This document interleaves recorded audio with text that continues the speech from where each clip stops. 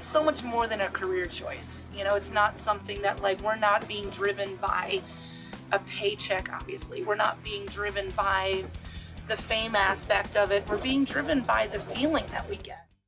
My mother bought me a live Heart CD, and it blew my mind. It encouraged me because, unlike Ann Wilson and unlike Pat Benatar and unlike Stevie Nicks, I had that light at the end of the tunnel. Well, they did it, so I can too. I remember a lot of times when we were stringing our own guitars, like before we had texts or anything, and I'm stringing my guitar, and this one hand comes up, and this guy comes up, he's like, my girlfriend never does that for me before a show, and I'm like, man.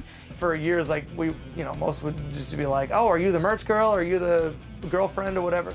And not necessarily in a rude way, but just not assuming that I'm in the band at all. I'm obviously somebody's girlfriend. And then you go on stage and you do your thing, and then, oh, I'm so sorry, I didn't know you were in the band, that kind of thing. And definitely, like, I feel that pat on the head, like, oh, that's cute for a girl. If there was any sexist anything going on, I kind of brush it off because it's about whether you can walk on stage and do something that nobody else in the room can do. I did it 'cause I want it, and I did it 'cause I'm gonna, and I did it just because I can. I did it 'cause it makes me feel so good, and I did it because fuck the man. I did it 'cause I'm dirty and no one's gonna see me, and I did it just to cut the noise.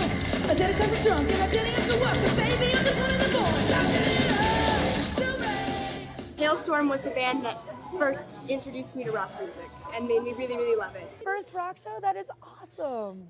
I think it's very special for them to be my very first rock band. Boys look at rock and roll and they look at it as this traditional, I want to be Slash and I want to get the girls and the cars and everything, and it's very important to encourage girls to be in rock and roll because this is our power. You can walk on stage and you feel like you are the absolute queen of the world. It's just so humbling to be that, for these little girls to be like, okay, she's doing it, so I can. I love Lizzy as a front woman, largely because of how open she is about her sexuality and unapologetic she is about it. It's great to see girls that are just like me that want to go to the metal shows and have a great time, and it's become such an amazing space. It makes me feel empowered in myself and how much I own my own sexuality. And it makes it very relatable in her music. I don't think we realized how important it was, not just for us as girls to stand on stage and just be so proud of each other and what we've all had to kind of go through the gauntlet to be able to say, like, no, this is my thing and this is what I do. But you're looking at it in the audience and it is absolutely 60-40 female-male, which is something that when you're growing up on stage in this genre you don't normally see. So what we're seeing firsthand is that this heavy music is absolutely genderless. She not only empowers young women completely, but she also empowers men. I've been blessed to see HALESTORM when they first started out in like 2004, 2005, and following ever since. Dave has always been very kind of neutral. Like he'll come to 8 meet and greets in a row and it's the same thing. People feel like she's the leader and they fit in.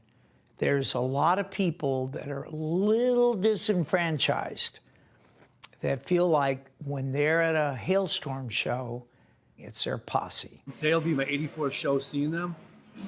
Just the way they are, they're so true, down-to-earth people. I asked Dave, I'm like, so why do you do this? And he's like, well, your music brings me so much happiness that I feel like if I continue to buy tickets and I continue to buy meet and greets and buy your records and spread them around, it enables you to do more.